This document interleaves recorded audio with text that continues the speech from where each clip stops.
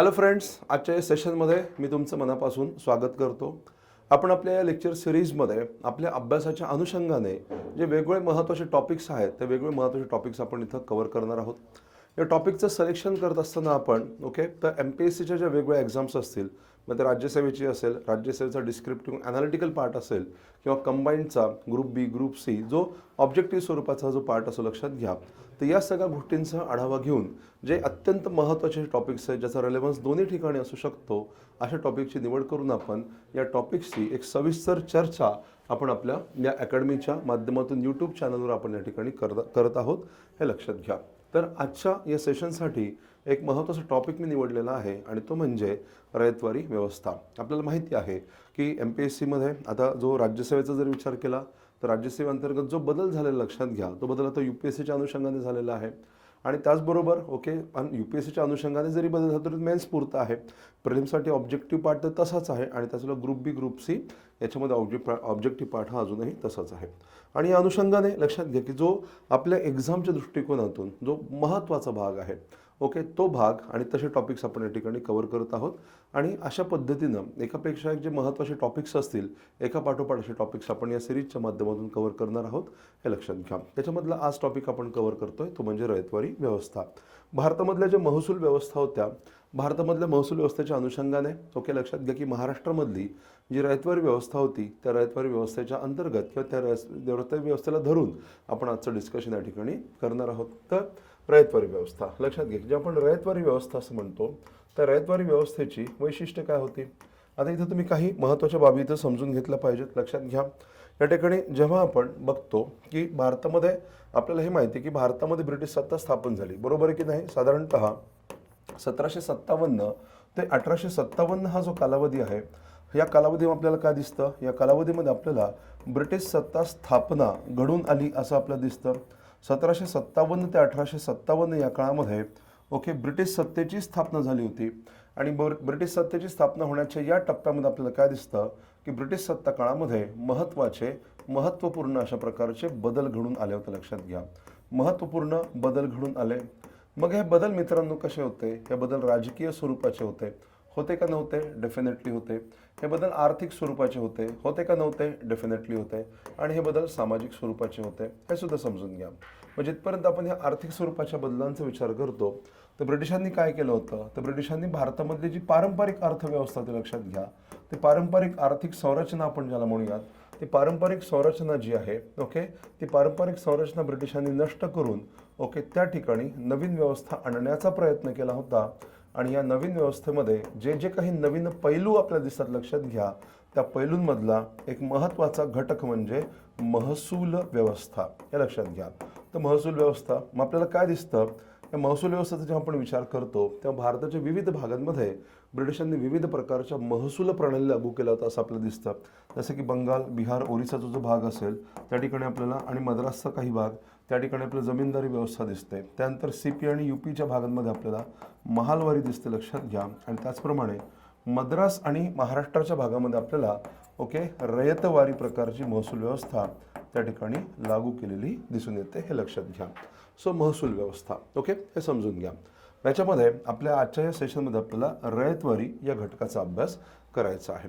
रयतवारी मग आता या ठिकाणी मी तुम्हाला एकदम ब्रीफमध्ये या प्रत्येक महसूल व्यवस्थेचे थोडक्यात वैशिष्ट्य सांगण्याचा प्रयत्न करेन जेणेकरून तुम्हाला याच्यामध्ये एक डिफरन्शिएशन आपण ज्याला म्हणूया त्याच्यामध्ये एकमेकांपासून या व्यवस्था वेगळ्या कशा आहेत हे समजून घेण्यासाठी तुम्हाला थोडीशी मदत होईल. बघा जेव्हा आपण जमीनदारी ही व्यवस्था असं आपण म्हणतो, समजून घ्या जमीनदारी व्यवस्था असं म्हणतो त्यावेळेला आपल्याला काय दिसतं, तर जमीनदारी व्यवस्था असेल किंवा लक्षात घ्या रयतवारी व्यवस्था असेल किंवा महालवारी व्यवस्था असेल लक्षात घ्या जमीनदारी असेल किंवा रयतवारी असेल किंवा महालवारी असेल या सर्व प्रकारच्या संरचनांमध्ये आपल्याला काय दिसतं तर जमीनदारी असेल किंवा रयतवारी असेल किंवा महालवारी असेल या तीनही व्यवस्थांमध्ये महसूल गोळा करणारी जी यंत्रणा असते ती असते शासन.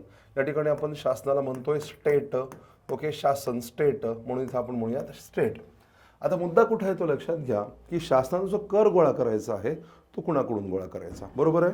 तर मग या जमीनदारी व्यवस्थेमध्ये आपल्याला काय दिसतं, शासनाने जो कर गोळा करायचा असतो तो जमीनदारी व्यवस्थेमध्ये जमीनदारांकडून गोळा करायचा असतो आणि मग या संदर्भाने जमीन जी आहे ती जमीनदारांच्या मालकीची मानली गेलेली आहे आणि जमीनदार काय करतो, ही जी जमीन आहे ती शेतकुळांना, लक्षात घ्या, तो भाड्यानं देतो. लक्षात घ्या, ही जमीन तो शेतकुळांना रेंटवर देतो, भाड्यानं देतो.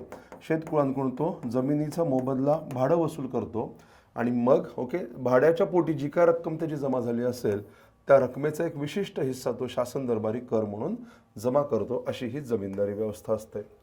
रयतवारी व्यवस्थेमध्ये काय असतं लक्षात घ्या, तर रयतवारी व्यवस्थेमध्ये आपल्याला काय दिसतं, ही जी शासन संस्था आहे ही शासन संस्था प्रत्यक्ष शेतकऱ्याकडून, लक्षात घ्या, शासन संस्था प्रत्यक्ष शेतकऱ्याकडून या ठिकाणी कर गोळा करत असते. या ठिकाणी शेतकरी हा जमिनीचा मालक मानला गेलेला आहे आणि प्रत्यक्ष शेतकऱ्याकडून कर गोळा करण्याची व्यवस्था म्हणजे रयतवारी व्यवस्था. आणि जिथे महालवारी व्यवस्थेबद्दल आपण म्हणतो, लक्षात घ्या, तर महालवारी व्यवस्थेमध्ये शासन ही संस्था संपूर्ण गावाकडून, गाव किंवा गाव समूह आपण ज्याला म्हणूयात, तर गाव समूहाकडून कर गोळा करण्याची यंत्रणा म्हणजे महालवारी व्यवस्था असते. आणि या ठिकाणी गावाच्या वतीनं, लक्षात घ्या, गावाच्या वतीनं लंबरदार नावाचा एक अधिकारी असतो आणि या लंबरदाराकडून कर गोळा करण्याची ही व्यवस्था होती. त्या ठिकाणी मग अशा प्रकारच्या व्यवस्था का निर्माण झाल्या होत्या, कारण ब्रिटिश सत्ता स्थापन होण्याआधी, हे वाक्य तुम्ही लक्षात घेतलं पाहिजे, तर ब्रिटिश सत्ता स्थापन होण्याआधी भारताच्या विविध भागांमध्ये विविध प्रकारच्या पारंपरिक महसूल व्यवस्था होत्या. आणि ज्या ब्रिटिशांची सत्ता भारतामध्ये स्थापन झालेली आहे, तर ब्रिटिशांनी काय केलं, तर त्यांच्या ज्या महसुलाच्या गरजा होत्या, या महसुलाच्या गरजा भागवत असताना त्यांनी पारंपरिक घटकांचा देखील विचार केला, पारंपरिक व्यवस्थांचा देखील विचार केला. त्यांच्या गरजा आणि पारंपरिक व्यवस्था यांची सांगड घालून ब्रिटिशांनी आपली व्यवस्था विकसित करायचा प्रयत्न केला होता. आणि म्हणून आपल्याला काय दिसतं की बंगालमध्ये जमीनदारी दिसते, त्यानंतर मध्य प्रांतामध्ये महालवारी दिसते, तर महाराष्ट्रामध्ये किंवा मद्रासमध्ये रयतवारी व्यवस्था दिसते. तर महाराष्ट्रामध्ये रयतवारी व्यवस्था का आली होती, याचं सिंपल कारण लक्षात घ्या की रयतवारी व्यवस्थेमध्ये काय आहे, शासन संस्था आणि शेतकरी म्हणजे उत्पादक आपण ज्याला म्हणतो, शेतकरी हा उत्पादक असतो की नाही, शेतकरी हा उत्पादक आहे. या ठिकाणी उत्पादक कोण आहे, शेतकुळ हा उत्पादक, लक्षात घ्या. जमीनदार उत्पादक नाही आहे, जमीनदार हा मध्यस्थ आहे. इथे मात्र काय आहे, शेतकरी हा उत्पादक आहे आणि शासन संस्था जी कर घेणारी यंत्रणा आहे. तर उत्पादक आणि शासक यांच्यामध्ये कुठलाही मध्यस्थाचा अभाव असल्यामुळं, आणि हा अभाव ब्रिटिश सत्ता स्थापन होण्याच्या आधीपासून होता, बरोबर आहे की नाही. आपल्याला काय माहिती की शिवाजी महाराजांची सत्ता जेव्हा, किंवा शिवाजी महाराजांनी या भागावर जेव्हा स्वराज्याची उभारणी केली, तेव्हा शिवाजी महाराजांनी काय केलं, वतनदारी, जागीरदारी नाहीशी केली, बरोबर आहे. आणि त्यामुळं या भागामधले जे मध्यस्थ होते त्या मध्यस्थांना दूर केलं गेलं, त्यांचा नायनाट केला गेला. मध्यस्थांना दूर केल्यामुळं आता जेव्हा ब्रिटिशांची सत्ता या भागामध्ये स्थापन झालेली आहे आणि ब्रिटिशांना या भागामध्ये महसूल व्यवस्था आणायची आहे, आणि मग तेव्हा हा प्रश्न निर्माण झाला की सेटलमेंट आपण ज्याला म्हणूयात, म्हणजे महसुलाचे करार मदार नेमके कुणासोबत करावेत, हा जेव्हा प्रश्न निर्माण झाला तेव्हा ब्रिटिशांना असं दिसून आलं की या भागामध्ये मध्यस्थांचं अस्तित्व फारसं नाही आहे. काही भागांमध्ये मिरासदार होते, मालगुजार होते, पण ती व्यापक स्वरूपाची संरचना नव्हती. आणि म्हणून या भागामध्ये व्यापकता आपल्याला काय दिसतं, शेतकऱ्यांच्याच हाती जमिनीची मालकी आणि शेतकरीच हाच उत्पादक होता. आणि त्यामुळे ब्रिटिशांनी शेतकऱ्यांसोबतच, लक्षात घ्या की त्या ठिकाणी महसूल करार करणं पसंत केलं आणि त्याच्यातून रयतवारी व्यवस्था उदयाला आली होती, हे लक्षात घ्या. तर मग आपल्याला काय दिसतं, तर आता ही जी रयतवारी व्यवस्था आहे, रयतवारी व्यवस्था ही महाराष्ट्रामध्येच उदयाला आली का, तर पहिल्यांदा महाराष्ट्रामध्ये उदयाला आली का, तर नाही. लक्षात घ्या, जर तुम्ही रयतवारी व्यवस्थेचा विचार केला तर तुम्हाला काय दिसतं, तर सर्वात पहिल्यांदा रयतवारीचे जे प्रयोग आहेत ते मद्रास प्रांतामध्ये झालेले आपल्याला दिसतात 1792 नंतर. लक्षात घ्या, 1792 नंतर आपल्याला काय दिसतं की तिसरं अँग्लो मैसूर युद्ध जे झालं होतं, थर्ड अँग्लो मैसूर युद्ध. तर तिसऱ्या अँग्लो मैसूर युद्धानंतर आपल्याला काय दिसतं की मैसूरचा म्हणजे टिपूच्या आधिपत्याखालील प्रदेश, टिपूच्या नियंत्रणाखालील प्रदेश ज्याच्यामध्ये कशाचा समावेश होता मित्रांनो, तर टिपूच्या नियंत्रणाखालील प्रदेश ज्याच्यामध्ये बारामहल, लक्षात घ्या, बारामहल होतं, त्यानंतर दिंडीगुल होतं, बारामहल होतं, दिंडीगुल होतं. तर हे जे प्रदेश होते आणि मलबार किनारा, मलबार हे जे भाग होते हे ब्रिटिशांच्या नियंत्रणाखाली गेले होते, ब्रिटिशांचे नियंत्रण त्याच्यावर प्रस्थापित झालं होतं. आणि हा जर कालावधी तुम्ही बघितला, लक्षात घ्या, आता कोणतं वर्ष मी तुम्हाला सांगितलेलं आहे, 1792चं वर्ष मी तुम्हाला सांगितलं, म्हणजे हा जर कालावधी तुम्ही बघितला, इथं 1792 थर्ड अँग्लो मैसूर वॉर, आणि याच दरम्यान तुम्हाला काय दिसतं की बंगालमध्ये, लक्षात घ्या, बंगाल प्रांतामध्ये जमीनदारी व्यवस्था ही लागू झालेली आहे. बंगालमध्ये जमीनदारी व्यवस्था लागू झाली. आणि इकडं आपल्याला काय दिसतंय की थर्ड अँग्लो मैसूर युद्धाच्या परिणामी टिपूच्या नियंत्रणाखालचा प्रदेश बारामहल, दिंडीगुल सारखे जे प्रदेश होते त्या ठिकाणी ब्रिटिशांचं नियंत्रण प्रस्थापित झालेलं आहे. तर साहजिकच लक्षात घ्या, हे जे ब्रिटिश सत्ताधीश आहेत या ब्रिटिश सत्ताधीशांना आपल्याला काय दिसतं की हा जो प्रदेश आहे या प्रदेशावर ब्रिटिशांना जमीनदारी व्यवस्था किंवा त्याप्रमाणे व्यवस्था लागू करण्याची इच्छा त्या ठिकाणी निर्माण झाली आणि म्हणून या संदर्भामध्ये काही लोकांनी पावलं उचलली होती. उदाहरणार्थ अलेक्झांडर रीड हे नाव तुम्हाला लक्षात ठेवायचं आहे. अलेक्झांडर रीड आणि थॉमस मनरो. लक्षात घ्या, अलेक्झांडर रीड आणि थॉमस मनरो या घटकांकडे अलेक्झांडर रीडकडे जबाबदारी सोपवण्यात आली होती. थॉमस मनरो त्याचं सहकारी होतं. लक्षात घ्या, त्यांच्याकडे मद्रास प्रांतामध्ये रेव्हेन्यू सिस्टीम सेटल करण्याची जबाबदारी सोपवण्यात आली होती. आणि जेव्हा या अलेक्झांडर रीड आणि थॉमस मनरो यांनी या भागांची सर्वेक्षण घडवून आणली, या भागांचा दौरा केला, तेव्हा त्यांच्या असं लक्षात आलं की या भागांमध्ये जमिनीचे एक सलग पट्टे नाही आहेत. मद्रासमध्ये काय दिसतं, एक प्रकारे विखंडित अशा स्वरूपाचे जमिनीचे पट्टे किंवा तुकडे आपल्याला दिसतात, जमिनीचे भाग आपल्याला दिसतात. म्हणजे एक सलग एकाच सिंगल व्यक्तीच्या मालकीखाली मोठाच्या मोठा प्रदेश आहे असताना दिसत नाही, जे की बंगालमध्ये होतं जमीनदारी व्यवस्थेच्या अंतर्गत. पहिली गोष्ट. दुसरी गोष्ट, या ठिकाणी जमीन अशी खूप उपजाऊ होती उत्तर भारताच्या तुलनेमध्ये, असाही किस्सा नव्हता, हे लक्षात घ्या. आणि त्याच वेळेला आपल्याला काय दिसतं की याच्या आधी ब्रिटिशांची सत्ता स्थापन होण्याआधी या भागामध्ये हैदर अलीची सत्ता होती, टिपू सुलतानाची सत्ता होती. आणि या लोकांनी पाळेगार हे जे मध्यस्थ होते, पारंपरिक महसुली अधिकारी मध्यस्थ होते पाळेगार, तर त्यांचा बंदोबस्त केला होता, त्यांचा नायनाट केला होता. आणि म्हणून या भागामध्ये पाळेगार हा जो मध्यस्थ वर्ग होता त्याचं अस्तित्व आता फारच कमकुवत झालं होतं किंवा नाके बराबर होतं, नाहीसं होतं, हे लक्षात घ्या. मग आता अशा परिस्थितीमध्ये हा प्रश्न निर्माण झाला की मग ही जी महसूल व्यवस्था किंवा महसूल व्यवस्थेचे जे करारमदार आहेत, सेटलमेंट आपण ज्याला म्हणतो, ते नेमके कुणासोबत करावेत. आणि म्हणून मग एक पर्याय निघाला. लक्षात घ्या, पर्याय काय होता तर करार करण्यासाठी किंवा सेटलमेंट करण्यासाठी मध्यस्थ नाही आहेत, मध्यस्थ अधिकारी नाही आहेत. तर मग त्यावेळेस जे लोक ॲक्च्युली शेती कसतात, जे ॲक्च्युली शेतीमध्ये राबतात, त्यांच्यासोबतच आपण सेटलमेंट केली पाहिजे. म्हणजे प्रत्यक्ष शेतकऱ्यांसोबत आपण करार मदार केले पाहिजेत किंवा सेटलमेंट केली पाहिजेत, अशी एक संकल्पना या ठिकाणी समोर आली होती. परंतु त्या संकल्पनेला फारसं महत्त्व नाही मिळालं. आणि याच दरम्यान लक्षात घ्या की 1798मध्ये आपल्याला माहिती की वेलस्ली हा जो बंगालचा गव्हर्नर जनरल होता, त्याच्या आदेशाने मद्रासच्या काही भागांमध्ये जमीनदारी व्यवस्था ही सुरू करण्यात आली होती. परंतु काही भागांमध्ये अजूनही ती सुरू व्हायची होती, कारण का मैसूरचा संपूर्ण प्रदेश अजूनही मद्रास प्रेसिडेन्सीच्या ताब्यामध्ये आलेला नव्हता. पण आपल्याला माहिती की 1799मध्ये चौथा अँग्लो मैसूर युद्ध झालं आणि मग त्याच्यानंतर दक्षिण भारताचा एक बहुतांश भाग हा ब्रिटिशांच्या आधिपत्याखाली आला. आणि त्याच दरम्यान हा जो थॉमस मनरो होता, लक्षात घ्या, थॉमस मनरो आता या भागाचा प्रशासक बनला, कनारा भागाचा प्रशासक बनला. आणि मग प्रशासक या नात्याने त्यांनी या भागांमध्ये महसुलाचे प्रयोग सुरू केले. आणि त्याच्या प्रयोगाच्या परिणामी त्याने मग रयतवारीचे प्रयोग मोठ्या प्रमाणामध्ये सुरू केले. आणि 1820मध्ये लक्षात घ्या, 1820मध्ये मद्रास प्रांतामध्ये रयतवारी व्यवस्था ही लागू झाली होती. तर हे समजून घ्या. म्हणजे आता जेव्हा तुम्ही रयतवारी व्यवस्थेचे प्रयोग असं म्हणता, तर रयतवारी व्यवस्थेचे प्रयोग आपल्याला मद्रास प्रांतामध्ये दिसतात, हे लक्षात घ्या. आणि त्याच्यापासून इन्स्पिरेशन घेऊन मग पुढे आता आपल्याला काय दिसतं की तर महाराष्ट्र प्रांतामध्ये म्हणजेच मराठी प्रांतामध्ये रयतवारी व्यवस्थेचे प्रयोग दिसून येतात. तर इथं लक्षात घ्या मराठी प्रांत. तर जिथपर्यंत मराठी प्रांताचा संबंध आहे, लक्षात घ्या, मराठी प्रांताचा विचार जिथं आहे तिथं आपल्याला काय दिसतं तर 1818 ते 19 या काळामध्ये आपल्याला हे माहिती की 1817-18 या काळामध्ये काय झालं तर 1817-18 या काळामध्ये थर्ड अँग्लो मराठा युद्ध झालं होतं, बरोबर आहे की नाही. थर्ड अँग्लो मराठा युद्ध, तिसरं इंग्रज मराठा युद्ध झालं होतं. तिसरे मराठा युद्ध आपण ज्याला म्हणूयात, तर तिसरं मराठा युद्ध झालं होतं. आणि तिसऱ्या मराठा युद्धाच्या परिणामी जो मराठी भूभाग होता तो ब्रिटिशांच्या आधिपत्याखाली आलेला आहे. आणि मग ह्या भागामध्ये इंग्रजांचं वर्चस्व स्थापन झालेलं आहे, लक्षात घ्या. मराठी प्रदेशामध्ये इंग्रजांचं वर्चस्व स्थापन झालं, परिणामी आपल्याला काय दिसतं तर महसूल सुधारणांना आरंभ झाला होता, हे लक्षात घ्या. महसूल सुधारणांना आरंभ झाला. आता आपल्याला हे माहिती की यावेळेला हा जो एल्फिन्स्टन होता, लॉर्ड एल्फिन्स्टन, मी तुम्हाला एक इंटरेस्टिंग पॉईंट सांगतो. हा लॉर्ड एल्फिन्स्टन जो होता तो लक्षात घ्या की तो आधीपासून मराठी प्रांतामध्ये होता. तुम्हाला माहिती की वसईचा तह झाला होता आणि त्यानंतर वसईचा तह जो होता तो तैनाती फौज स्वरूपाचा करार होता. आणि या तैनाती फौज स्वरूपाच्या कराराअंतर्गत इंग्रजी वकील मराठी दरबारामध्ये नेमण्याची एक पद्धत होती. आणि एल्फिन्स्टन हा ब्रिटिश प्रतिनिधी म्हणून मराठी दरबारामध्ये पुण्यामध्ये होता. आणि नंतर जेव्हा मग थर्ड अँग्लो मराठा युद्ध झालं, त्यानंतर मराठी प्रदेश हा लक्षात घ्या की ब्रिटिशांच्या आधिपत्याखाली गेला. आणि मग एक डेक्कन कमिशन नावाचा एक आयोग म्हणा किंवा डेक्कन कमिशन नावाचा एक विभाग करण्यात आला होता. आणि या डेक्कन कमिशनचा प्रमुख म्हणून एल्फिन्स्टनची नियुक्ती करण्यात आली होती.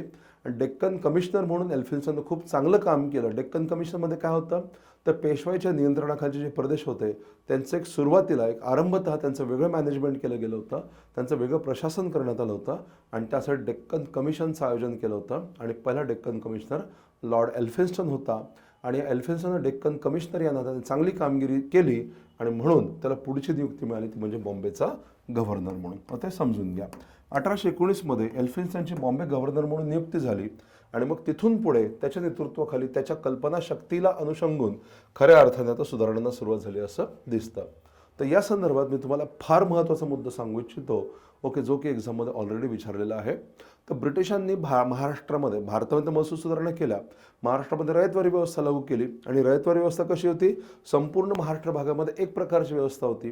पण ब्रिटिश सत्ता स्थापन होण्याआधी खरंच तशी कंडिशन होती का, म्हणजे संपूर्ण महाराष्ट्र भागामध्ये एकाच प्रकारची महसूल व्यवस्था अशा प्रकारची सिच्युएशन होती का? उत्तर आहे नाही. लक्षात घ्या, भारताच्या वेगवेगळ्या भागांमध्ये वेगळ्या प्रकारच्या महसूल व्यवस्था ब्रिटिश पूर्व काळामध्ये अस्तित्वात होत्या. मग या कोणत्या कोणत्या होत्या, तर याच्यावर ऑलरेडी एक्झाममध्ये प्रश्न विचारलेला आहे की ब्रिटिश पूर्व काळामध्ये महाराष्ट्र प्रांतामध्ये अस्तित्वात असणाऱ्या महसूल व्यवस्था कोणत्या होत्या. तर बघा, ब्रिटिश पूर्व काळामध्ये तनखा, कमाल, मौजेवारी, कुळवारी अशा करवसुलीच्या विविध पद्धती अस्तित्वात होत्या. तनखा पद्धतीमध्ये काय केलं जायचं, तर शेतकऱ्याचं ढोबळ उत्पन्न म्हणजे शेतकऱ्याकडे शेती किती आहे बाबा, त्याचं पीक किती निघतं, त्या पिकाला एक जनरल रेट काय आहे, ढोबळ अंदाजे पंच आपण ज्याला म्हणतो, नंतर ढोबळ मानानं शेतकऱ्याचं उत्पन्न निश्चित केलं जायचं आणि त्यानुसार शेतकऱ्याकडून कराची मागणी करणं म्हणजे तनखा पद्धत होती. लक्षात घ्या. कमाल पद्धतीमध्ये काय होतं, तर कमाल पद्धतीमध्ये जमिनीचा कस, त्या जमिनीमध्ये कोणतं पीक जास्तीत जास्त उत्पादित होऊ शकतं म्हणजे त्या जमिनीचा कस लक्षात घेऊन कोणत्या प्रकारचं पीक त्या ठिकाणी लावलं तर जास्तीत जास्त उत्पादन होऊ शकतं, ते कमाल उत्पादनाचं प्रमाण लक्षात घेऊन, म्हणजे लागवडीखाली जमीन किती याचा विचार नाही करायचा, ॲक्च्युअल पीक कोणतं आहे, त्याची व्याप्ती किती आहे याचा विचार नाही करायचा. सगळ्या कंडिशन्स आयडियल असतील तर तिथून जास्तीत जास्त किती उत्पादन निघू शकतं याचा विचार करून कराची आकारणी करणं म्हणजे कमाल पद्धत होती. हे लक्षात घ्या. मग असं का केलं जायचं, कारण अपेक्षित काय असायचं, तर शेतकऱ्याकडून जास्त कराची मागणी केली तर शेतकरी काय करेल की अधिकाधिक जमीन लागवडीखाली आणायचा प्रयत्न करेल. त्याच्यामुळे शेतकऱ्याचं उत्पन्न वाढणारच आहे, पण शासनाचं उत्पन्न सुद्धा वाढेल, कारण शेतकरी हा अधिकाधिक जमीन लागवडीखाली आणायचा प्रयत्न करेल. ही संकल्पना त्या ठिकाणी होती. हे लक्षात घ्या. कुळवारी पद्धतीमध्ये काय असायचं, तर कुळवारी पद्धतीमध्ये प्रत्येक शेतकऱ्याचा महसूल आधीच ठरवून दिला जायचा आणि जेवढी जमीन लागवडीखाली असेल तेवढ्याच जमिनीतून कर गोळा करायचा, जी जमीन लागवडीखाली नाही तिच्यातून कर न गोळा करणं, अशी पद्धत म्हणजे कुळवारी पद्धत होती. लक्षात घ्या. आणि मौजेवारी पद्धत, तर मौजेवारी पद्धतीमध्ये काय होतं, तर खेडे हा महसूल प्रशासनाचा एकक मानला गेला आणि त्यामध्ये मालगुजार हा वंश परंपरागत अधिकारी असायचं. लक्षात घ्या. आणि मालगुजार हा वंश परंपरागत अधिकारी वहिवाटदाराकडून म्हणजे शेती कसणाऱ्याकडून कर गोळा करायचा. या ठिकाणी काय केलं जायचं, तर संपूर्ण गावाकडून किती रक्कम गोळा करायची याचे एक ठोकताळे आखून दिले जायत असत आणि त्यानुसार मग या मालगुजारानं गावाकडून म्हणजे गावसमूहाकडून कर गोळा करून शासन दरबारी जमा करणं अभिप्रेत असायचं. ती ही व्यवस्था होती. आता ही व्यवस्था लक्षात घ्या. झालं काय होतं, जेव्हा एल्फिन्स्टन गव्हर्नर जनरल बनलेला आहे तेव्हा महाराष्ट्रामध्ये कोणती महसूल व्यवस्था लागू केली पाहिजे याचा विचार जेव्हा सुरू झाला तेव्हा एल्फिन्स्टनचा जो कल होता हा मौजेवारी पद्धतीकडे होता. समजून घ्या, एल्फिन्स्टनचा कल हा मौजेवारी पद्धतीकडे होता. का, कारण या ठिकाणी बघा मालगुजाराचं अस्तित्व त्या ठिकाणी असल्यामुळं साहजिकच लक्षात घ्या की ब्रिटिशांची एक शासनकर्त्याची जबाबदारी कमी होतीये, कारण मालगुजार काय करतोय, गावाच्या स्तरावर कर गोळा करून सरकारच्या दरबारापर्यंत पोहोचून देतोय. त्याच्यामुळे शासनकर्त्यांची जबाबदारी या ठिकाणी कमी होतीये आणि म्हणून एल्फिन्स्टनचा कल हा मालगुजारी व्यवस्थेकडे होता, मौजेवारी व्यवस्थेकडे होता. हा सुद्धा एक्झाममध्ये क्वेश्चन ऑलरेडी विचारलेला आहे. ओके, पुढचा मुद्दा बघा. बाजीराव द्वितीय हा जो शासक होता, त्याने त्र्यंबकजी डेंगळे यांच्या सल्ल्याने लिलाव पद्धत सुरू केली होती असं आपल्याला इथं दिसून येतं. ते त्र्यंबकजी डेंगळेच्या सल्ल्याने बाजीरावाने लिलाव पद्धतीला आरंभ केला होता. बघा, अशा पद्धतीनं एल्फिन्स्टन गव्हर्नर बॉम्बे प्रांताचा गव्हर्नर बनण्याआधी अशा प्रकारची व्यवस्था होती. आता एल्फिन्स्टन बॉम्बे प्रांताचा गव्हर्नर म्हणून नियुक्त झालेला आहे. आता बघा, एल्फिन्स्टनचा कल हा आरंभिक काळामध्ये मौजेवारी पद्धतीकडे होता, परंतु नंतर धोरण बदल घडून आले असं दिसतं. आणि मग आपल्याला काय दिसतं की शेतकऱ्याचं उत्पन्न आणि खर्च या बाबी ध्यानामध्ये घेऊन सारा करण्याची व्यवस्था म्हणजे रयतवारी म्हणजे सर्वे पद्धत सुरू करण्यात आली होती. मग आता यासाठी लक्षात घ्या की पावलं कशी उचलली गेली होती हे समजून घ्या. ऑक्टोबर 1819मध्ये हे वाक्य महत्त्वाचं आहे आपल्यासाठी. ऑक्टोबर 1819मध्ये एल्फिन्स्टनने एक अहवाल जारी केला होता. तो अहवाल कोणता होता? Report on the territories acquired from the Peshwa. म्हणजे काय? पेशव्याकडून आम्ही जे प्रदेश ग्रहण केलेले आहेत, जे प्रदेश ॲक्वायर्ड केलेले आहेत, त्याच्यावरचा आमचा अहवाल हा एल्फिन्स्टननं अहवाल दिला. आणि या अहवालामध्ये एल्फिन्स्टननं 2 गोष्टींकडे लक्ष वेधलं होतं. या 2 गोष्टी कोणत्या? स्थानिक किंवा ग्रामीण स्तरांवर ग्रामप्रमुखांचे प्रशासनाचे एकक म्हणून अस्तित्व त्या ठिकाणी आहे आणि मिराशी मिळकतींचे किंवा आमदनीचे अस्तित्व. म्हणजे मिराशी म्हणजे एक प्रकारे मालगुजारी समजा. त्या ठिकाणी तो काय म्हणतोय की गाव प्रमुख जे आहेत ओके ते प्रशासनाचे एकक म्हणून त्या ठिकाणी अस्तित्वात आहेत आणि त्यांचा आपण सकारात्मक उपयोग करू शकतो. आणि मिराशी मिळकती ओके महाराष्ट्रामध्ये कित्येक ठिकाणी मिराजदारी व्यवस्था आहे आणि मग त्याचा सुद्धा आपण वापर करू शकतो. म्हणजे मध्यस्थांचा एक वर्ग महाराष्ट्रामध्ये आहे आणि मग आपण त्याचा वापर करू शकतो. अशा प्रकारचा एक रिपोर्ट एल्फिन्स्टनने दिला होता. आणि मग लक्षात घ्या, एल्फिन्स्टन नंतर डेक्कन कमिशनर म्हणून ज्या व्यक्तीची नियुक्ती झाली होती विल्यम चॅपलिन, त्यांनी काय केलं? त्याने महसुलाच्या प्रचलित पद्धतींचा आढावा घेतला आणि या प्रचलित पद्धती म्हणजे आत्ता आपण जे डिस्कस केलेल्या आहेत त्या पद्धती. मग या सगळ्या गोष्टींचा उहापोह केला गेला. लक्षात घ्या, या सगळ्या गोष्टींचा उहापोह केला. शेतकऱ्याचं उत्पन्न खर्च या बाबींचा विचार केला आणि सारा करण्याची व्यवस्था ओके म्हणजेच ओके शेतकऱ्यांकडून प्रत्यक्ष कर गोळा करण्याची व्यवस्था म्हणजे रयतवारी किंवा सर्व्हे पद्धत. सर्व्हे म्हणजे काय? शेतकऱ्याचे उत्पन्न सर्व्हे करायचा, शेतकऱ्याच्या खर्चाचा अंदाज घ्यायचा, जमिनीचं मोजमाप करायचं आणि या सगळ्या गोष्टींचा सर्व्हे करून सर्वेक्षण करून ओके ही पद्धत सुरू करण्याचा निर्णय घेण्यात आला होता. तर या संदर्भामध्ये रयतवारी पद्धतीचे आपण सैद्धांतिकदृष्ट्या जर बघितलं तर सैद्धांतिकदृष्ट्या रयतवारी पद्धतीचे पुरस्कर्ते कोण कोण होते ती नावं तुम्हाला महत्त्वाची आहेत. Jeremy Bentham, James Mill, Thomas Malthus, David Ricardo, Alexander Read ही नावं जशीच्या तशी तुम्हाला लक्षात ठेवायची आहेत कारण या नावांवर एक्झाममध्ये क्वेश्चन्स आहेत. लक्षात घ्या, थॉमस मनरो, विल्यम थॅकरे आणि ग्राहम हे रयतवारी व्यवस्थेचे खंदे पुरस्कर्ते होते. हा तुमचा एक्झाममधला MCQ आहे, हे लक्षात घ्या. एक्झाममधला MCQ आहे. Jeremy Bentham, James Mill, Thomas Malthus, David Ricardo, Alexander Read, Thomas Munro, William Thackeray आणि ग्राहम. ओके, तर या गोष्टी इथं तुम्ही समजून घेणं अभिप्रेत आहे, हे लक्षात घ्या. ठीक आहे, येस ओके. तर इथं समजून घ्या. मग त्याच्यानंतर आपल्याला काय दिसतं की त्याच्यानंतर मग ओके रयतवारीचे आरंभिक प्रयोग केले गेले आणि या रयतवारीच्या आरंभिक प्रयोगांमध्ये शेतकरी हा जमिनीचा मालक मानला गेलेला आहे. ही बाब तुमच्यासाठी महत्त्वाची लक्षात घ्या. जमीनदारी व्यवस्थेमध्ये आणि रयतवारी व्यवस्थेमध्ये मूलभूत फरक जे काही असतील तर त्याच्यामध्ये ही बाब आहे की जमीनदारी व्यवस्थेमध्ये जमीनदार हा जमिनीचा मालक मानला जातो तर रयतवारी व्यवस्थेमध्ये ओके शेतकरी प्रत्यक्ष रयत जमीन कसणारा तो जमिनीचा मालक मानला गेला. शेतकऱ्याची व्याख्या असते लक्षात घ्या, जो जमीन कसतो आणि जेवढी जमीन कसतो त्याचा तो मालक सुद्धा आहे, त्याला आपण म्हणतो शेतकरी. तर इथे शेतकरी हा जमिनीचा मालक मानला गेला आणि शेतसारा ठरवत असताना उत्पन्नाच्या 45 ते 55% इतकी रक्कम शेतसारा म्हणून ठरवली गेली होती आणि सारा निश्चितीचे निकष ठरवत असताना जमिनीची मोजणी, प्रतवारी आणि उत्पन्न या गोष्टी त्या ठिकाणी गृहीत धरल्या गेल्या होत्या. म्हणजे त्या शेतकऱ्याच्या जमिनीचं मोजमाप करायचं, जमिनीची प्रत काय आहे, जमिनीची क्वालिटी काय आहे याचा विचार केला जाईल आणि त्या शेतकऱ्याचं उत्पन्न काय आहे या सगळ्या गोष्टींचा एक अंदाज बांधून लक्षात घ्या त्याच्याकडून सारा गोळा केला जायचा, हे लक्षात घ्या. आणि या संदर्भामध्ये सारा वसुलीचे हक्क हे कलेक्टरकडे असत, हा पॉईंट तुम्ही इथं लक्षात घेतला पाहिजे. आणि त्याच्यानंतर त्यांनी असंही ठरवलं होतं की शेतकऱ्यासोबत जे सेटलमेंट म्हणजे करार मदार केले जातील त्याचा कालावधी हा साधारणतः 30 वर्षांचा असेल, हे लक्षात घ्या. 30 वर्षांचा त्या ठिकाणी हा कालावधी असेल. मग इथं तुम्ही लक्षात घेतलं पाहिजे सेटलमेंटचा कालावधी हा 30 वर्षांचा होता. म्हणजे काय? म्हणजे आता शेतकऱ्याकडून हे जे त्याच्या उत्पन्नाच्या म्हणजे काय केलं जाईल, शेतकरी जमीन मोजली जाईल, त्याची प्रतवारीचा अंदाज घेतला जाईल, उत्पन्नाचा अंदाज घेतला जाईल आणि शेतकऱ्याला काय सांगितलं जाईल की बाबा रे तुझं साधारणतः या सगळ्या गोष्टींचा विचार करून साधारणतः तुझं उत्पन्न एवढं एवढं दिसतंय आम्हाला आणि त्याच्यात आमचा हिस्सा तुझ्या उत्पन्नाच्या 45 ते 55% असेल आणि ही जी अरेंजमेंट असेल तुझ्या आणि माझ्यामधली म्हणजे सरकार आणि शासन यांच्यामधली ही जी अरेंजमेंट असेल ती साधारणतः 30 वर्ष चालेल आणि 30 वर्षांतर आपण याचा पुन्हा आढावा घेऊयात. ओके, तुझ्या उत्पन्नाचा पुन्हा एकदा अंदाज घेतला जाईल आणि त्यानुसार पुन्हा एकदा नव्याने मग पुन्हा आपण सेटलमेंट करूयात असं त्या ठिकाणी ठरवलं जायचं. म्हणून आपण काय म्हणूयात, सेटलमेंटचा कालावधी हा 30 वर्षांचा होता. हे वाक्य लक्षात ठेवा.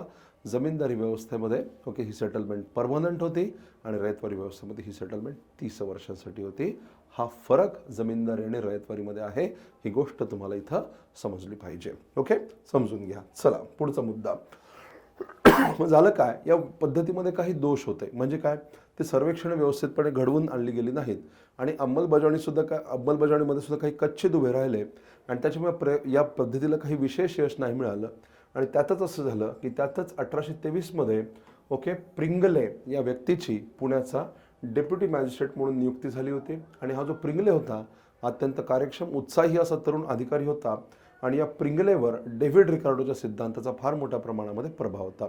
कोणता सिद्धांत, तर खंड सिद्धांताचा प्रभाव होता. लक्षात घ्या, हा खंड सिद्धांत काय सांगतो, डेव्हिड रिकार्डोचा खंड सिद्धांत याच्यानुसार असं आहे की लक्षात घ्या की जमिनीचं जे उपजत उत्पन्न असतं, बरोबर ना, जमिनीमध्ये काय, तर जमिनीची काही अंगभूत क्षमता असते, बरोबर नाही, जमिनीची एक अंगभूत क्षमता असते आणि नंतर आपण त्या जमिनीवर किती मेहनत केली, मशागत केली आणि त्यामुळे जमिनीची क्षमता वाढून अधिक वाढीव उत्पन्न असतं, बरोबर आहे की नाही. म्हणजे जमिनीपासून जे उत्पन्न निघतं त्याचे दोन भाग समजा, जे उत्पादन निघतं त्याचे दोन भाग समजा. एक म्हणजे अंगभूत क्षमतेमुळे निघणारं उत्पादन, त्याच्यातून निघणारं उत्पन्न, राईट. ओके, एखादी जमीन खूपच म्हणजे चांगली सुपीक आहे तर साहजिकच अंगभूत क्षमता ही त्याची चांगली असल्यामुळं उत्पन्नाचं आणि उत्पन्नाचं प्रमाण जास्त असेल. आणि त्याचबरोबर एखादी जमीन कमी प्रतवारी सुद्धा असू शकते, पण त्या ठिकाणी मशागत समजा जास्त केली शेतकऱ्यांना तर जमिनीचं उत्पादन पुन्हा चांगलं येईल, उत्पन्न चांगलं होईल. म्हणजे दोन गोष्टी, एक म्हणजे जमिनीची अंगभूत क्षमता आणि दुसरी गोष्ट म्हणजे त्या जमिनीची केली गेलेली मशागत, त्या जमिनीवर केले गेलेले श्रम, त्या जमिनीवर केली गेलेली मेहनत. ओके, या दोन गोष्टींचा विचार करा. मग या ठिकाणी काय गृहीत धरलं गेलं, लक्षात घ्या, ती जमिनीची जी अंगभूत क्षमता आहे, हा जो खंड सिद्धांत आहे त्या अंतर्गत काय समजूत आहे, तर जमिनीची जी अंगभूत क्षमता आहे त्यामुळे जे काय उत्पादन निघेल त्याच्यावर शासनाचा दावा आहे, त्याच्यावर शासनाचा हक्क आहे. आणि शेतकऱ्याच्या श्रमामुळं, त्याच्या मशागतीमुळं, त्याच्या मेहनतीमुळं जे काय उत्पादन, वाढीव उत्पादन असेल त्याच्यामध्ये शासनाचा हिस्सा कर म्हणून असेल, असा सिद्धांत आहे, हा लक्षात घ्या. आणि या सिद्धांताचा या प्रिंगलेवर मोठ्या प्रमाणामध्ये प्रभाव होता आणि या सिद्धांताच्या परिणामी त्याने या व्यवस्थेला एका नव्याने रिओरिएंटेशन करण्याचा प्रयत्न केला होता. आणि त्याच्या परिणामी 1824 ते 1828 या काळामध्ये प्रिंगले याच्या नेतृत्वाखाली सर्वेच पार पाडले गेले. म्हणजे पुन्हा एकदा नव्याने सर्वेक्षण केली गेली आणि 1829-30 पासून नवीन व्यवस्था सुरू झाली. 1829-30 जुन्नर, पाबळ, इंदापूर, भीमताडी आणि खेड या भागांमध्ये रयतवारी व्यवस्था लागू झाली. आणि हा तुमचा एक्झाममध्ये विचारलेला प्रिव्हियस इयर क्वेश्चन आहे. 1930-31 हवेली आणि मावळ या भागांमध्ये लक्षात घ्या की रयतवारी व्यवस्था लागू झाली होती. ही प्रिंगलेची व्यवस्था आहे जी यावेळेला लागू झाली होती. परंतु या प्रिंगले व्यवस्थेमध्ये सुद्धा काही दोष राहिले होते. जसं की जेव्हा सारा ठरवला गेला तेव्हा कमाल पद्धत वापरली गेली. आता कमाल पद्धत म्हणजे काय, तर कमाल पद्धत म्हणजे ओके लक्षात घ्या की जे शेतकऱ्याच्या उत्पन्नाचा अंदाज घेतला गेला, जमिनीची प्रतवारी बघितली गेली, कोणतं पीक निघतं, त्या पिकाची किंमत किती आहे मार्केटमध्ये, या सगळ्या गोष्टींचा जेव्हा विचार केला त्या प्रत्येक ठिकाणी मॅक्झिमम म्हणजे शेतकऱ्याकडे जमीन किती आहे, त्याच्यापैकी उपजाऊ किती अनुपजाऊ किती हे नाही बघितलं, जमीन किती आहे बघितलं. त्यानंतर मग त्या ठिकाणी ओके लक्षात घ्या की कोणतं पीक घेतलं जातं, ओके त्या पिकाची प्रत नाही बघितली गेली, ओके त्या पिकाची चांगली प्रतच गृहीत धरली गेली. त्यानंतर त्या पिकाची किंमत किती, कमाल किंमत गृहीत धरली गेली. या सगळ्या गोष्टींमुळे काय झालं, ओके बियाण्याची प्रत, दुष्काळ, आवर्षण या बाबींकडे दुर्लक्ष झालं. आणि त्याच्यामुळं कागदावर आपल्याला काय दिसतं, कागदावर शेतकऱ्याचं उत्पन्न एकदम फुगवलं गेलं. लक्षात घ्या, शेतकऱ्याचं उत्पन्न वाढीव दिसायला लागलं होतं आणि त्याच्या परिणामी अतिप्रमाणामध्ये कर आकारणी झाली आणि त्यामुळं लोकांमध्ये मोठ्या प्रमाणामध्ये नाराजी निर्माण झाली होती. आणि त्याचबरोबर ही व्यवस्था राबवणारे अधिकारी जे होते ते युरोपियन अधिकारी होते आणि लोकांच्या हिताशी किंवा लोकांच्या मुद्द्यांशी त्या युरोपियन अधिकाऱ्यांना फारसं घेणं नव्हतं. आणि त्यामुळे शासनकर्ते आणि जनता यांच्यामध्ये एक समन्वय नाही निर्माण होऊ शकला आणि त्या परिणामी असंतोषामध्ये वाढ झाली होती. आणि असंही सांगितलेलं आहे की सर्वेक्षण करण्यासाठीचा जो नोकर वर्ग होता तो सवर्ण होता, त्याच्यामुळे सामान्य जनतेच्या ओके मुद्द्यांशी त्यांचा कनेक्ट फारसा जुळू शकला नाही. तो सवर्ण वर्ग होता, अप्रशिक्षित होता आणि त्यामुळे तो प्रत्यक्ष स्थितीचा गंध त्यांना नसल्यामुळं ओके त्यांच्याकडून काही चुका घडून आल्या असं या ठिकाणी सांगितलेलं आहे. त्याच्या परिणामी जनतेमध्ये जो असंतोष निर्माण झाला त्याच्या परिणामी शहादा, यावल आणि चोपडा या ठिकाणी दंगे घडून आले. आणि इंदापूरमध्ये तर असं सांगितलं की शेतकऱ्याच्या कुटुंब ओस पडली होती. ओके अशी ही व्यवस्था दोषपूर्ण निघाली. आणि त्यामुळं शेतकऱ्यांचा लक्षात घ्या की हा जो असंतोष होता, ओके, नाराजी होती, आणि ती नाराजी जेव्हा उठावांच्या स्वरूपामध्ये किंवा छोट्या मोठ्या काय म्हणू आपण त्याला की दंग्याच्या स्वरूपामध्ये, अस्थिरतेच्या स्वरूपामध्ये जेव्हा व्यक्त व्हायला लागली, तर पुन्हा एकदा ब्रिटिश सरकारने पावलं उचलली. आणि आपल्याला काय दिसतं, 1835मध्ये लेफ्टनंट विनगेट, गोल्डस्मिथ आणि डेव्हिडसन यांची एक समिती स्थापन केली गेली. आणि या समितीमार्फत मोहोळ आणि माढा या गावांमध्ये सर्वेक्षण केली गेली. हे वाक्य लक्षात ठेवा, महत्त्वाचे आहेत. आणि त्यांनी पुढील प्रमाणे सुधारणा सुचवल्या. कोणत्या सुधारणा? तर संबंधित जिल्ह्याचा महसूल हा, ओके, त्या जिल्ह्याचा महसूल इतिहास लक्षात घ्या. एखाद्या जिल्ह्याचा महसूल ठरवत असताना त्या जिल्ह्याची जी काही रेव्हेन्यू हिस्ट्री आहे, हे रेव्हेन्यू हिस्ट्री तुम्ही लक्षात घेतली पाहिजे. संबंधित जिल्ह्याचा महसूल इतिहास ध्यानामध्ये घ्या. लोकांची महसूल भरण्याची क्षमता तुम्ही विचारात घेतली पाहिजे. ओके, तुम्ही कमाल क्षमता विचारात नका घेऊ, ॲक्च्युअल क्षमता काय आहे हे विचारात घ्या. हा निकष त्या ठिकाणी लागू केला गेला. आणि सारा लागू करत असताना तो व्यक्तीवर लागू न करता शेतजमिनीवर लागू केला गेला होता. ओके, हे समजून घ्या. म्हणजे एखाद्या व्यक्तीच्या नावावर भरपूर जमीन आहे, पण त्या जमिनीपैकी बहुतांश जमीन जर पडीक असेल तर काय करू शकेल तो? ओके, तर अशा वेळेला शेतजमिनीवर तो, ओके, महसूल लागू करण्यात आला. तो लक्षात घ्या. तो सारा लागू करताना तो व्यक्तीवर लागू न करता शेतजमिनीवर लागू केला. आणि त्याचप्रमाणे तो देखील 30 वर्षांसाठी लागू केला होता. म्हणजे ही सेटलमेंट्स 30 वर्षांसाठी होती. आणि असं म्हटलेलं आहे की, ओके, ही जी विनगेट, गोल्डस्मिथ आणि डेव्हिडसन यांच्या समितीच्या परिणामी, ओके, जी काही व्यवस्था लागू झाली ती लक्षात घ्या. त्या व्यवस्थेमुळे शेतकऱ्यांना दिलासा मिळाला. आणि त्याच्यामुळे शेतकऱ्यांमध्ये बऱ्यापैकी, ओके, समाधानाचं वातावरण होतं. आणि व्यवस्था साधारणतः किती चालली? तर ही व्यवस्था साधारणतः 31 वर्ष चालली, लक्षात घ्या. आणि 30 वर्षांतर आपल्याला काय दिसतं, 1866 पासून पुन्हा एकदा, ओके, नव्याने त्या व्यवस्थेची पुनर्आखणी करण्याचे प्रयत्न सुरू झाले होते. व्यवस्थेची पुन्हा आखणी करण्याचे प्रयत्न सुरू झाले. म्हणजे नव्याने सेटलमेंट आणि नव्याने सर्व्हेज लक्षात घ्या. नव्याने सेटलमेंट, नव्याने सर्वेक्षणे करण्याचे प्रयत्न आपल्याला या ठिकाणी दिसून येतात, हे लक्षात घ्या. मग आता झालं काय होतं तर समजून घ्या. 1860 किंवा 1861 पासून ते 1865 या कालावधीमध्ये अमेरिकन गृहयुद्ध आपल्याला दिसतं. 1861 ते 1865 या काळामध्ये जागतिक स्तराचा विचार करता एक महत्त्वाची घडामोड आपल्याला दिसते, ती म्हणजे अमेरिकन गृहयुद्ध. अमेरिकन गृहयुद्धामुळे काय झालं तर लक्षात घ्या की अमेरिकेमधला कापूस आता ब्रिटिशांना मिळेनासा झाला होता. आणि म्हणून भारतीय कापसाच्या डिमांडमध्ये, लक्षात घ्या, अमेरिकन गृहयुद्धामुळे भारतीय कापसाची जी मागणी होती, भारतीय कापसाच्या मागणीमध्ये लक्षणीय वाढ झाली असं दिसतं. कारण अमेरिकन गृहयुद्धामुळे ब्रिटनचा कॉटनचा सप्लाय थांबला, भारतामधल्या कॉटनला डिमांड झाली. आणि साहजिकच त्याच्यामुळं काय होतंय की भारतीय कापसाच्या मागणीमध्ये वाढ झाली. आणि त्याच्यामुळं आपल्याला काय दिसतं, साधारणतः या गोष्टीमुळं, ओके, शेतकऱ्याच्या उत्पन्नामध्ये, ओके, उत्पादन वाढलं तर शेतकऱ्याचं उत्पन्न सुद्धा साधारणतः वाढलेलं दिसेल, हो की नाही. अप्पर ॲरो म्हणजे उत्पन्न वाढलं. आणि म्हणून आपल्याला काय दिसतं, जेव्हा ही सर्वेक्षण घडवून आणली 1866 लक्षात घ्या, नवीन सर्वेक्षण जेव्हा सुरू झाली, तर फ्रान्सिस नावाचा अधिकारी होता. त्या फ्रान्सिसचे सर्वे झाले, लक्षात घ्या. आणि या फ्रान्सिसच्या सर्वेमध्ये त्याचं निरीक्षण काय होतं, शेतकऱ्याच्या उत्पन्नामध्ये वाढ झालेली आहे. पण प्रत्यक्षात काय झालं लक्षात घ्या, प्रत्यक्षात 1866 नंतर शेतकऱ्याच्या उत्पन्नामध्ये घट झाली. का घट झाली? कारण 1865 नंतर अमेरिकन गृहयुद्ध जिथं संपुष्टात आलं, अमेरिका आणि ब्रिटन यांच्यामधले संबंध आता पूर्ववत सुरळीत झाले. आणि साहजिकच आता ब्रिटनला अमेरिकन कॉटन पुन्हा एकदा मिळायला लागला. भारतामधल्या कॉटनची डिमांड डाऊन झाली, हे लक्षात घ्या. सो भारतीय कापसाची डिमांड आता आपल्याला काय दिसतं, डाऊन झालेली आहे.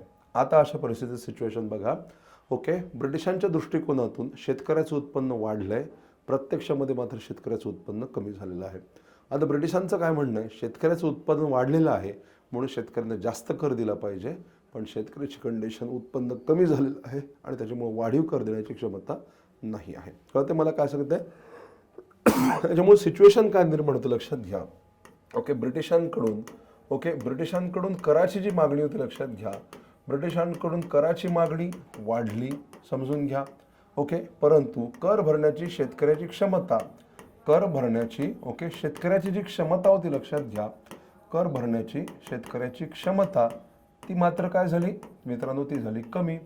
म्हणजे मागणी वाढतीये आणि क्षमता कमी झालेली आहे. सो साहजिकच, ओके, शासनाच्या मागणी पूर्ती करता, लक्षात घ्या, ओके, शासनाच्या मागणी पूर्ती करता हा शेतकरी काय करेल, हा शेतकरी जाईल ओके सावकाराकडे, आणि म्हणून आपल्याला काय दिसतं, आता सावकाराचा कर्ज विळखा आपल्या महाराष्ट्रामधल्या शेतकऱ्याच्या गळ्याभोवती बसायला लागला होता. आणि जेव्हा ही स्थिती असह्य झाली लक्षात घ्या, त्याची परिणती मित्रांनो लक्षात घ्या, त्याची परिणती 1875च्या दख्खन दंग्यांमध्ये झाली होती. हा पॉईंट तुम्हाला इथं लक्षात ठेवायचा आहे. ओके, दख्खनचे दंगे घडून आले आणि या दख्खनच्या दंग्यांसाठी कारणीभूत घटक काय होते, या दख्खनच्या दंग्यासाठी कारणीभूत घटक म्हणजे ओके 1866 नंतर लागू केलेली नवीन महसूल व्यवस्था. नवीन महसूल व्यवस्था म्हणजे म्हणण्यापेक्षा महसूल व्यवस्थेमध्ये रयतवारी व्यवस्थेमध्ये घडवून आणलेले बदल असं आपण म्हणूयात. आणि त्यामुळे शेतकऱ्यांसाठी ही व्यवस्था जाचक ठरली आणि 1875 साली दख्खनचे दंगे घडून आले. ओके, पुण्यामधल्या सुपे या ठिकाणापासून या दंग्याची सुरुवात झाली होती. हा प्रश्न एक्झाममध्ये वारंवार विचारलेला आहे. त्याच्यानंतर पुणे असेल, नगर असेल, सोलापूर असेल, तर या भागांमध्ये या या दंग्यांचा विस्तार मोठ्या प्रमाणामध्ये आपल्याला दिसून येतो. ठीक आहे ना. तर हे जे दख्खनचे दंगे आहेत ते आपण पुन्हा एखाद्या सेशनमध्ये ओके शेतकऱ्यांची उठाव या टायटल अंतर्गत आपण दख्खनचे दंगे पुन्हा एकदा कधी डिस्कस करूयात. ओके, होपफुली लक्षात घ्या, होपफुली हे सेशन तुम्हाला उपयुक्त ठरलं असेल. अशाच अनेक उपयुक्त सेशनसाठी ओके तुम्ही या आपल्या यूट्यूब चॅनलला भेट देत राहा. Okay, so thank you very much for attending this session. Okay, we shall be meeting again. Thank you again, bye. नवनवीन व्हिडिओज पाहण्यासाठी आणि नोटिफिकेशनसाठी आजच आमच्या यूट्यूब चॅनलला सबस्क्राईब करा. Bhagirath IAS academy.